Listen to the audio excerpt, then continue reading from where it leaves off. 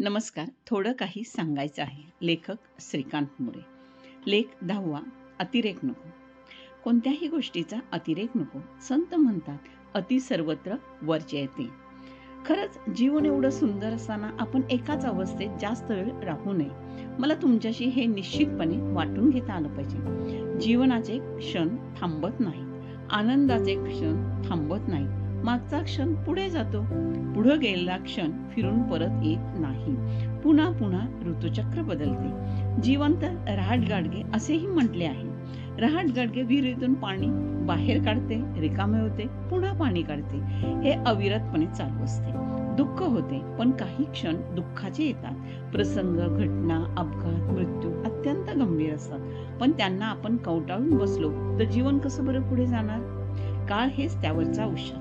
वेळ पळतो, दिनरात्र जीवन सतत एक ऊन सावलीचा खेळ असते. म्हणून आपण चिंतनातून हे शिकलं पाहिजे. सुखाचा अतिरेक नको. अतिलोभ वाईट. अति सर्वत्र नाशाला कारणीभूत असते.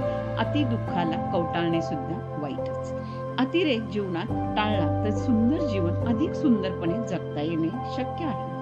अति टाळण्यासाठी संयम, मनावर ताबा, इंद्रियांवर ताबा म्हणजेच तौलनिक आहार, विहार, आचार सर्वच काही तराजूच्या न्यायाच्या भावनेतून पाहणे, जगणे. जगायला दोन घासही पडतात. ताट साधेही चालते, मग चांदीचेही चालते, सोन्याचेही चालते आणि पत्रावळीही चालते. हे पत्रावळीवरचे जेवणही आपलं पोटच भरवते की मग सोन्याच्या ताटाचा अट्टाहास कशाला? प्रत्येक भौतिक वस्तूचं असंच असतं. घर घ्या, झोपडी घ्या, बंगला घ्या, राजमहाल घ्या, आपण झोपलो की सारं काही विसरून जातो. जीवनात कमीत कमी भौतिक गरजातही आपल्याला आनंद उपभोगता येतो. अति उंच इमारती, भव्य दिव्य ते मध्यही असतो. मध्यम मार्ग साधा, सोपा, सरळ आहे.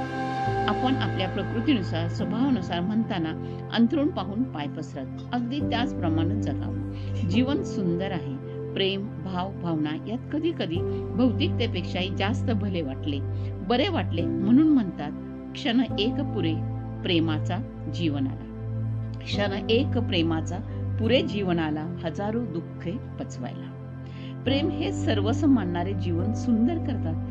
हे प्रेम निस्वार्थी असते. सर्वाभूती परमेश्वर मानणारे असते. अतिरेक जीवनाच्या प्रगतीला मारक असतो.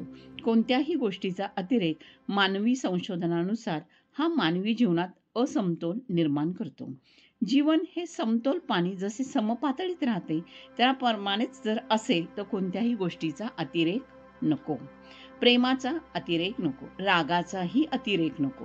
लोभाचाही अतिरेक नको. कोणाचीही प्रकृती माणसाची असो, अतिरेक त्याच्या सौंदर्याला बाधा नको.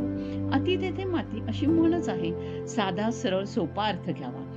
हे साध्य करायचे आहे ते साध्य करावे कोणत्या? योग्य मार्गाने. जे आवश्यक आहे तेवढंच करावं. अगदी पदार्थ आवडला म्हणून खाण्याचा अतिरेक जीवावर उठतो. तसेच जीवनाला आपण प्रत्येक गोष्टीचा अतिरेक टाळता आला पाहिजे. अतिरेक टाळता येणं सहज सोपं असतं. आपण तहान लागली की गोडभर पाणी पितो, भूक लागली तर पुरेसे खातो. तसंच आपल्या षड्रिपूंवर अंकुश हवा, त्याचा अतिरेक नको. एका मजुराला एक राजा सांगतो, तुला पाहिजे तेवढं सोनं घेऊन जा. मजूर त्याच्या क्षमतेपेक्षा दुप्पट वजनाचं सोनं अंगावर घेतो. अतिवजनामुळं, अतिश्रमामुळे तो घरापर्यंतही पोहोचू शकत नाही. हे जसं आहे तसंच जीवनात आपण काय, किती, कसं करू शकतो, कसं वागू शकतो हे स्वतःला समजून वागले पाहिजे. थोडक्यात अति सर्वत्र वर्ज्यते. धन्यवाद. आपला परिवार, मनोरमा परिवार.